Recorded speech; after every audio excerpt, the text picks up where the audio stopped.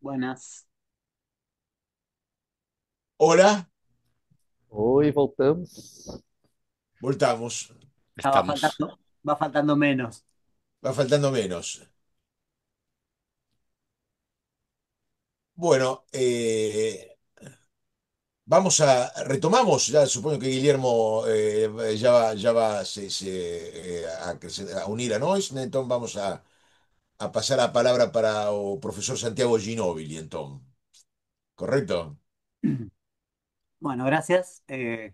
Los felicito por el trabajo. Joao, hiciste un trabajo sobre todo en la presentación de lo que era más desconocido para casi todos nosotros, para varios de nosotros, que es la teoría, metateoría, metafísica, epistemología, todo junto de Maturana y Varela.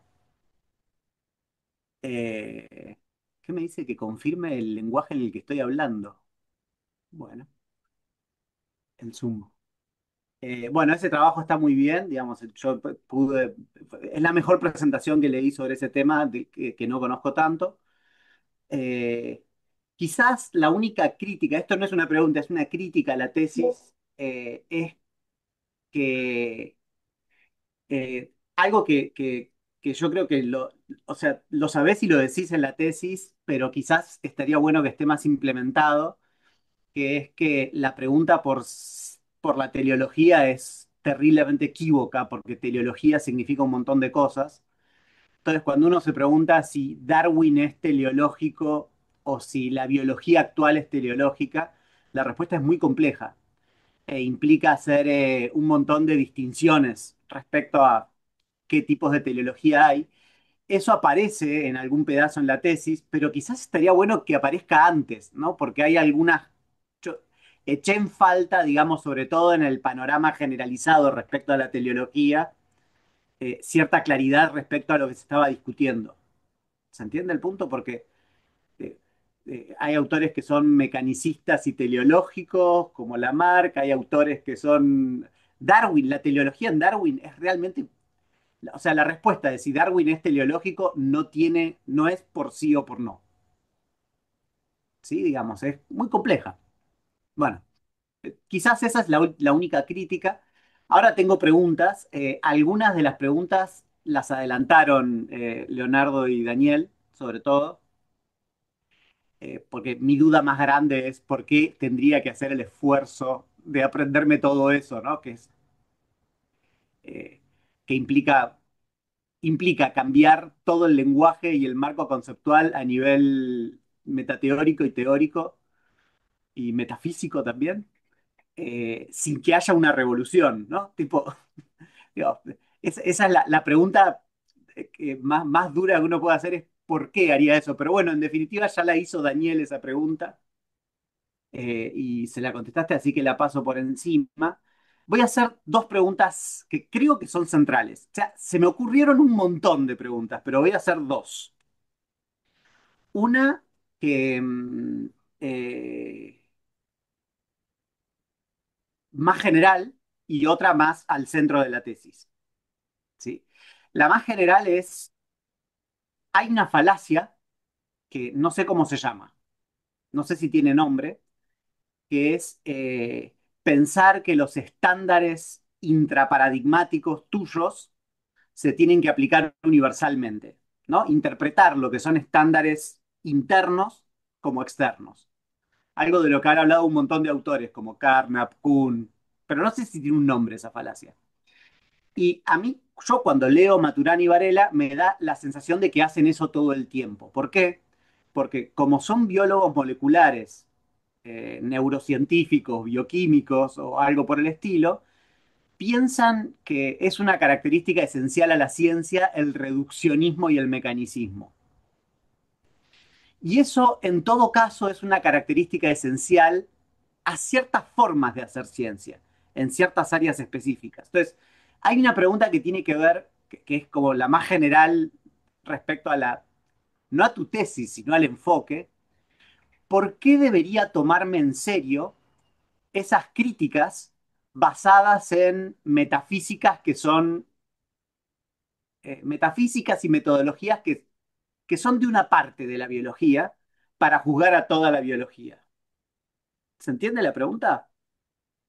Esa es la primera, después hago la otra. Certo? Obrigado, Santiago, pela tua contribuição, por aceitar participar da banca também. São, de fato, questões bem pungentes, assim, né? Bem fortes. Primeiro, eu acho que você tem muita razão em ser necessário tratar dessa pluralidade de sentidos que tem teleologia, né?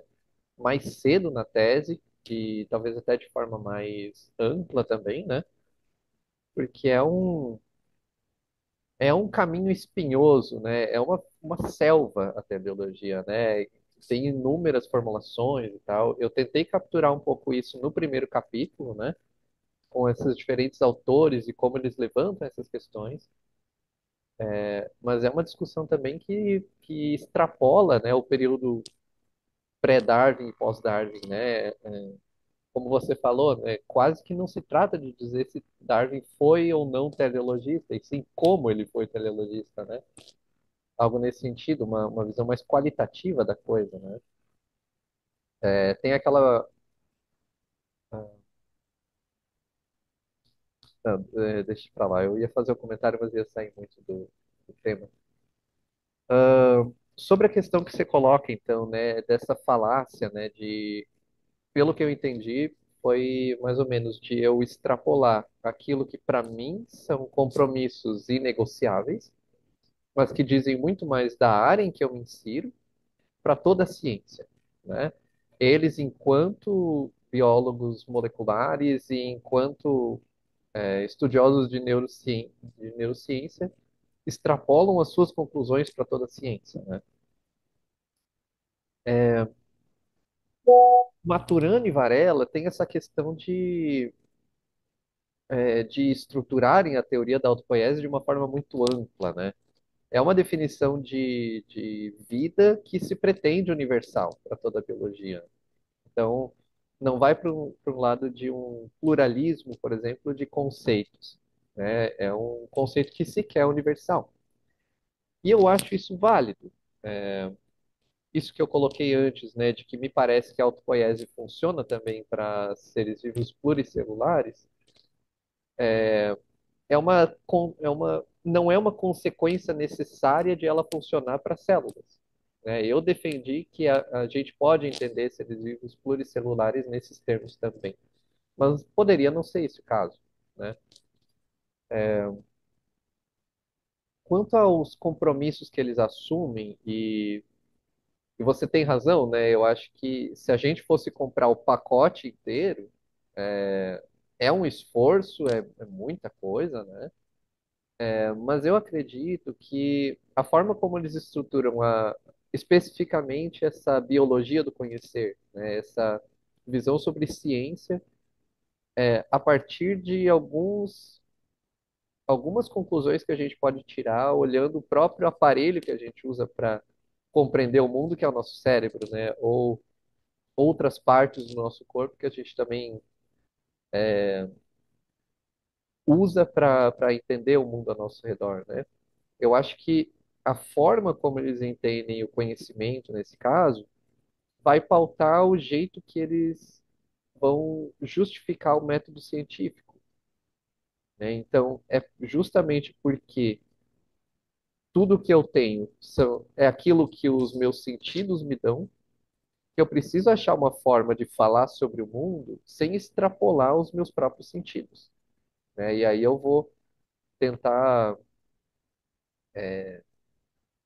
eu vou tentar usar uma linguagem que provoque no outro, que faça com que o outro realize os mesmos procedimentos que eu faço, né? Então eles tiram uma visão de ciência a partir das suas conclusões sobre biologia e sobre essa biologia mais ligada à cognição, né?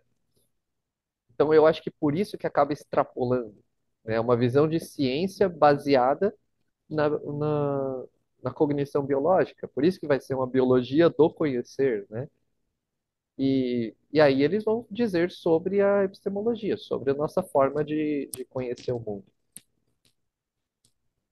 Eu acho que isso acaba extrapolando para essa questão de como que a gente entende a ciência e a operação do cientista, né? Mas são passos que talvez a gente poderia argumentar que não são necessariamente, que não se seguem necessariamente dos fundamentos da própria teoria, né? Eu acho que são passos que a gente pode ou não aceitar, uma vez que a gente aceite certos conceitos ali presentes. Para mim, eles parecem coerentes. Para mim, eles parecem que conversam muito bem. Eu próprio sempre me filiei mais a visões de mundo um pouco mais mecanicistas, um pouco mais fisicalistas também, até mais realistas do que a do Maturana e do Varela. Só que eu acho que essas ressalvas que eles fazem sobre a nossa capacidade de captar o mundo lá fora, elas são muito válidas, né? Então eu acho que um real... tanto que um realismo pleno normalmente é chamado de um realismo ingênuo, né? Não, o mundo como eu vejo é como as coisas exatamente são. Então eu acho que as ressalvas que eles tiram quanto à nossa capacidade de conhecer o mundo, elas são muito válidas para a gente aceitar certas suposições sobre esse mundo, né? Que eu não consigo conhecer ele plenamente, que eu dependo de definições operacionais, de coisas que eu possa fazer e que o outro possa fazer para chegar nos mesmos resultados. Uma ciência mais da prática científica, da descrição de operações e de resultados do que uma ciência comprometida em descrever a realidade. Eu não sei se eu te respondo. Eu acho que existe sim esse problema, né, de a gente extrapolar os pressupostos da nossa formação para o mundo. Eu não sei se é possível a gente falar do mundo como um todo sem fazer isso, porque cada um vai partir de um certo lugar, né? Cada um vai partir da sua área para dizer como o mundo funciona. Mas eu acredito que é algo que a gente possa tentar navegar sem cair nessa falácia. Eu não sei se você teria alguma dica, talvez, de como que eu poderia abordar isso na tese para evitar eu próprio cair nesse tipo de falácia ou algum direcionamento nesse sentido. No. Igual no creo que vos caigas en la falacia, creo que ellos caen, porque el reduccionismo mecanicista es del área de ellos, ¿no? Entonces están pensando todo desde ahí, ¿sí? Sim, sim. Eu não sei ¿No? se eu te respondo, se quer que eu. No, no, sí, sí. Y tengo otra pregunta que acerca del centro de la tesis, porque es acerca de la supuesta compatibilidad entre Caponi y, y Maturana y Varela. Eh, Porque, a ver, a ver si lo reconstruyo bien, ¿sí?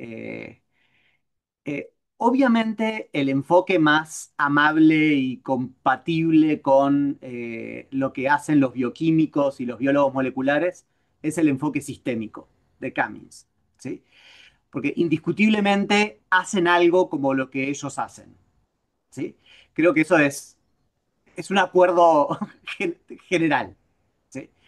El problema que tiene el enfoque de Cummings es que es promiscuo, ¿sí?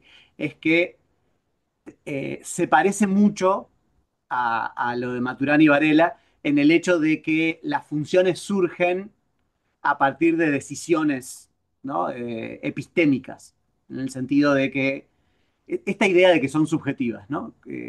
Porque la capacidad de explanandum que vos elegís son las que generan los roles en en las partes del mecanismo, ¿no? Y por supuesto, la filosofía de la biología, perdón, la biología no es promiscua, digamos, porque las funciones biológicas están bajo disputa, ¿no? Los biólogos se pelean por saber cuál es la función. ¿no? Y ese es el problema del enfoque sistémico. El enfoque de Mocio, Saborido, etcétera, corta esa promiscuidad diciendo que hay una capacidad de explanandum específica, que es la del automantenimiento, que es especial, es privilegiada, porque básicamente cuando vos elegís esa capacidad de explanandum, el rol que las partes cumplen en el sistema explica por qué el sistema tiene esas partes, porque se automantiene. ¿Sí? La crítica que le haces a eso es para mí la más débil, la crítica más débil, que es que vuelve objetivas las, las funciones, que según la biología del conocimiento son subjetivas. ¿Sí? ¿Por qué yo digo que es débil? Porque el tema es que vos tendrías que cortar la promiscuidad sin caer en objetividad o algo por el estilo. Y no sé cómo se hace eso. Supuestamente esto lo hace el enfoque de Caponi. No sé si estoy reconstruyendo bien la cosa. Gustavo lo que hace es decir, no toda capacidad de explanandum de un sistema te permite identificar roles que son biológicos. Solamente aquellas capacidades explanandum que forman parte del ciclo de la vida del organismo. ¿Sí? Lo cual para mí está perfecto. Pero la pregunta es, ¿por qué esto? Digo, para mí esta respuesta es mejor que la de Mocio, Saborido y el tercero. Es mejor. ¿Por qué? Porque la de Mocio y Saborido tienen un problema con un montón de funciones que no son de automantenimiento. Por ejemplo, las reproductivas, que son las más importantes. O sea, es una anomalía terrible del enfoque, ¿no? La respuesta de Gustavo es como más, más razonable, porque eh, no todo objetivo del ciclo de vida de un organismo es el automantenimiento, hay otros. ¿Sí? Ahora, la pregunta es, ¿por qué a esta respuesta que da Gustavo no le haces la misma crítica que al enfoque sistémico, dado que también vuelve objetivas las atribuciones funcionales? ¿Por qué? Porque la afirmación en el SIC es parte del ciclo de vida del organismo reproducirse, es fáctica y es acerca de atribuir un objetivo hiperteleológico a los organismos. La frase no es, perdón, es parte del ciclo de la vida de los organismos, servirle de ayuda a los humanos, es falsa en la biología, aunque para los teólogos naturales era verdadera. ¿Sí? Y estas son descripciones fácticas teleológicas acerca del mundo. Es decir, si bien yo creo que el enfoque de Gustavo es mejor que el de Mocio, el Saborido y el tercero que me sigue sin salir, que el organizacional, eh, Moreno, que se le podría hacer la misma crítica, que es crítica que no me gusta, que es objetiviza las funciones, que según la biología del conocimiento, no sé por qué las funciones son subjetivas y la causalidad no, ¿no? Digo, eso es parte de la metafísica fisicalista de los autores, que a mí me da igual. Pero es una crítica interna la que estoy haciendo. ¿Sí? No me parece que la respuesta de Gustavo evada el problema que vos mismo estás proponiendo como un problema. ¿Fue muy rebuscada la pregunta o se entendió? yo lo entendí perfectamente, Santiago. Ah, eu acho que eu entendi, né? Eu vou formular uma resposta, caso não te responda, aí você me fala que eu não entendi. Mas assim, é, o que o que você coloca, né, que a perspectiva do Cummins tem essa promiscuidade, isso é um problema, eu acho que é uma virtude, né? Eu concordo com um argumento que o Capone coloca lá no artigo, de que o que corta essa promiscuidade é que a gente estabelece um processo de referência, né? Como eu coloco na tese, eu discordo, e aí, frente aos comentários que ele fez aqui, eu vou repensar isso também, né? Mas eu discordei na tese de que existe um processo de referência por excelência, que é o ciclo vital do organismo, né? Eu acho que quando a gente está falando de biologia, justamente a conclusão que a gente tira depende de qual processo a gente está tomando como referência, né? Então, por exemplo, se eu até divido isso ali, né? Dividi na minha apresentação como, deixa eu abrir aqui para ficar mais claro o que eu estou tentando dizer. Eu divido aqui, né, entre uma manutenção da ontogenia e uma manutenção da filogenia como processos de referência possíveis. O que que eu quero dizer com isso, né? Manutenção da ontogenia parte da ideia de que ontogenia é a história de transformações de um ser vivo enquanto ele se mantém vivo, íntegro, né? Então, manter a minha ontogenia é me manter vivo, manter a minha história em operação. Manter a filogenia é manter a minha linhagem, né? Então, eu acho que essa cisão faz justamente no sentido de que tem certas coisas que eu posso fazer para me manter vivo que não necessariamente estão alinhadas com manter a minha linhagem viva. Por exemplo, se a gente pega o caso de animais em risco de extinção ou animais tecnicamente extintos, né? Animais que têm 5 exemplares no mundo e eles estão com os dias contados, digamos assim, essa linhagem. Por mais que eles façam muitas coisas para continuarem vivos, essas coisas não têm mais uma função evolutiva para essa linhagem, porque a linhagem vai deixar de existir, né? Então, ou um animal que é infértil, por exemplo, né? Eu dou alguns exemplos disso no texto, né? Eu acho que depende de o que a gente está analisando. E eu acho que justamente quando o Cummins falha em dar critérios claros do que ele fala que é necessário, que é estipular quais são as capacidades que valeria a pena a gente analisar em termos de funções. Ele não dá critérios claros para dizer quais seriam. E eu acho que justamente essa subjetividade de que é o pesquisador que vai definir qual é o processo de referência, eu acho que é isso que consegue superar essa questão.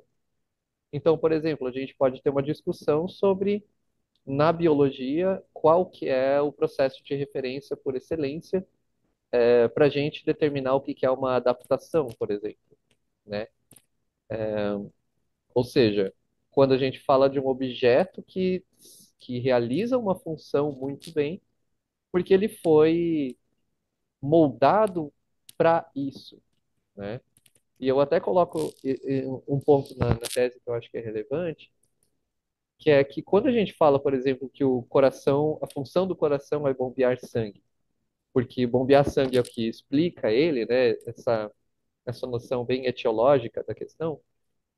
A gente está falando de dois corações diferentes, né? O coração do ser vivo, o meu coração que agora está bombeando sangue, e os corações de todos os meus antepassados que bombearam sangue no passado, né? Não é a função agora que justifica a presença desse coração, é a função que foi realizada por outros órgãos no passado, né? Ou se a gente pega o exemplo de coisas que mudam de função ao longo das linhagens, né? Nem sempre os pássaros puderam voar, por exemplo. Em algum momento, alguém usou uma estrutura que surgiu a partir de outra função para começar a voar. E a partir daí é que a gente tem essa mudança de foco, essa mudança de direção na modificação dos organismos, né? Eso es de lo que me estás hablando es de por qué hay que ser pluralista respecto de los procesos de referencia, ¿no? Me estás explicando Sim, eso. sim. Pero el pluralismo respecto a los procesos de referencia que estás indicando no es la promiscuidad del enfoque sistémico. La promiscuidad del enfoque sistémico te permite predicar funciones que no son biológicas y que nadie consideraría como funciones biológicas. Y en definitiva, el modo en el cual cuando aceptás Gustavo Caponi, si lo aceptás a Gustavo Caponi, el modo en el cual ese problema se soluciona es que los objetivos, los únicos objetivos que detectan funciones con respecto al marco de referencia que quieras, son los del ciclo vital del organismo. Pero, ¿cuáles son los objetivos del ciclo vital del organismo? Es una afirmación fáctica. De hecho, cambió. En la teología natural era diferente al darwinismo. Darwin cambió cuáles son los objetivos que tiene a los que podés apelar vos para atribuir funciones. ¿Se entiende? Eu acho Eso, que sim, eso no es sim, subjetivo.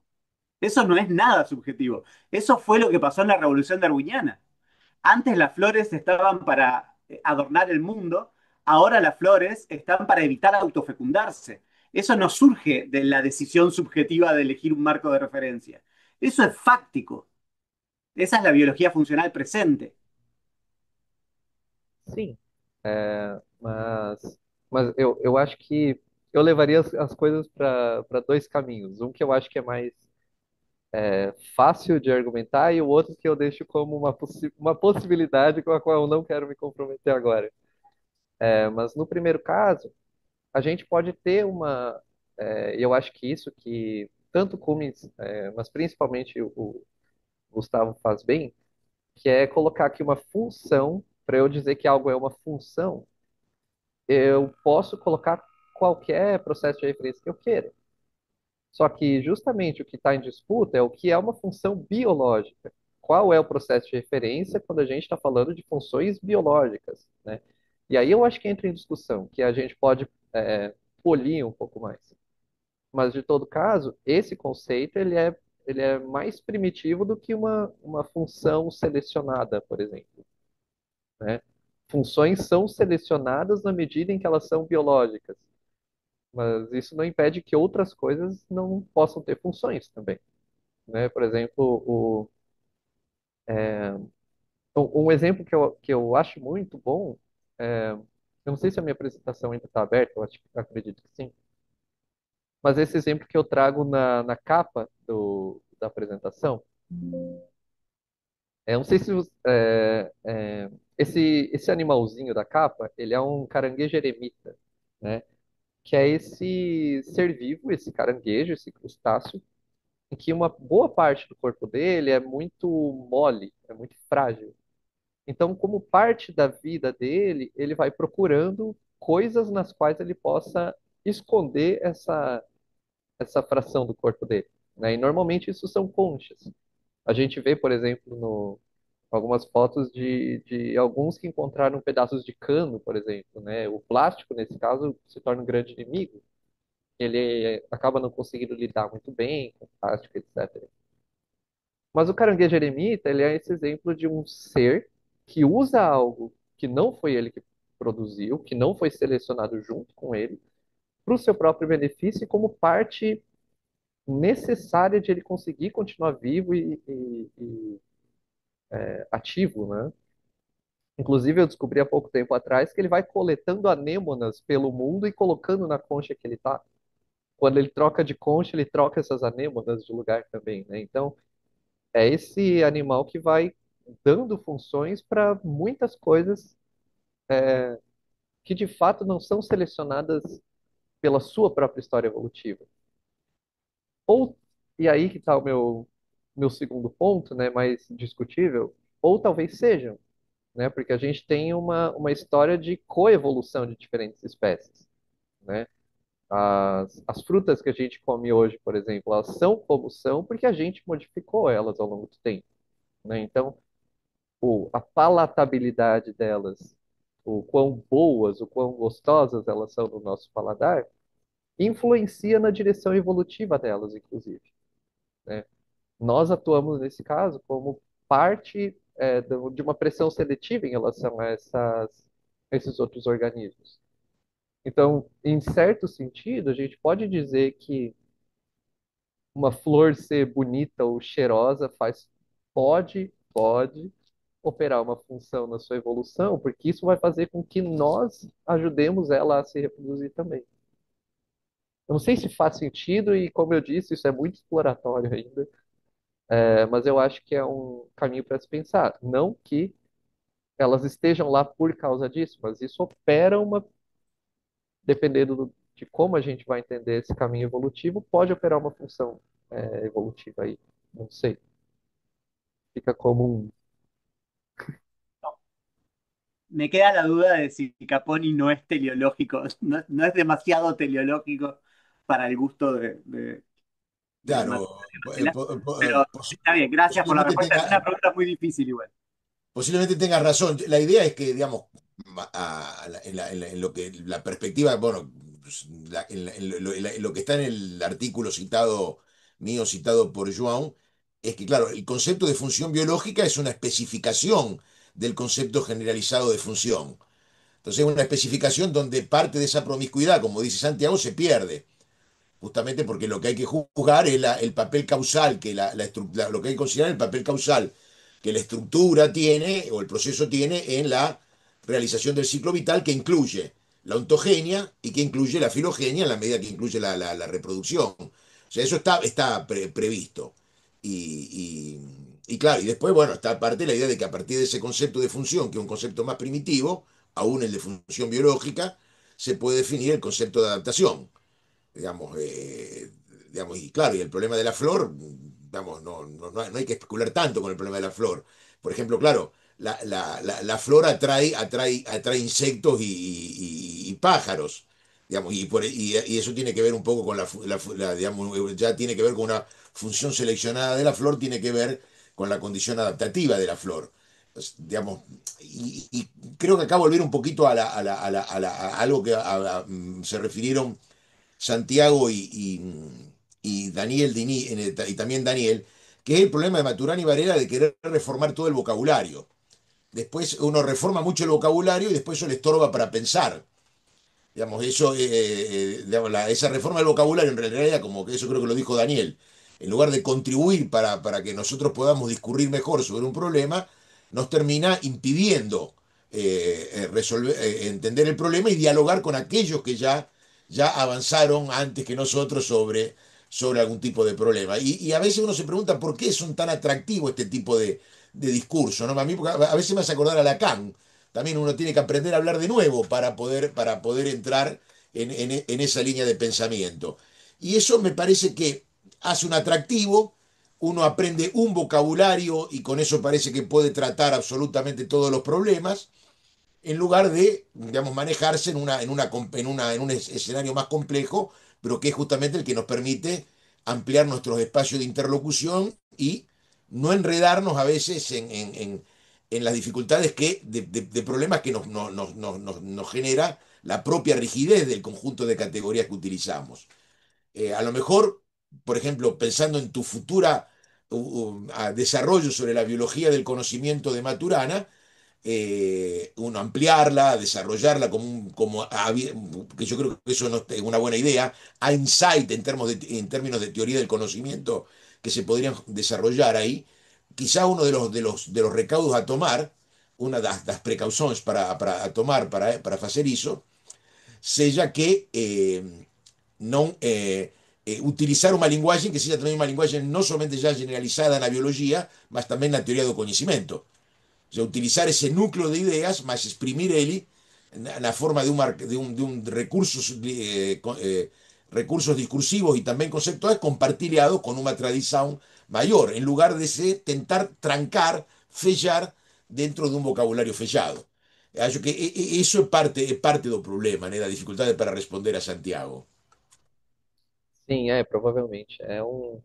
Tem uma clausura, né? Um hermetismo aí, né? Uma coisa um pouco ¿Eh? difícil de sair quando a gente tenta ser fiel aos conceitos, a gente acaba se isolando da discussão, né? ¿Eh? Mas é um esforço, né? A tese também ela vem como isso, né? Como esse esforço de tentar traduzir algumas coisas, de tentar furar essa bolha, né? Por mí está bien, ¿eh? Los felicito por el trabajo. Bueno, muito obrigado, Santiago. Volto para o português. Muito obrigado, Santiago, e vamos então a escutar o que Rodrigo tem para falar, né?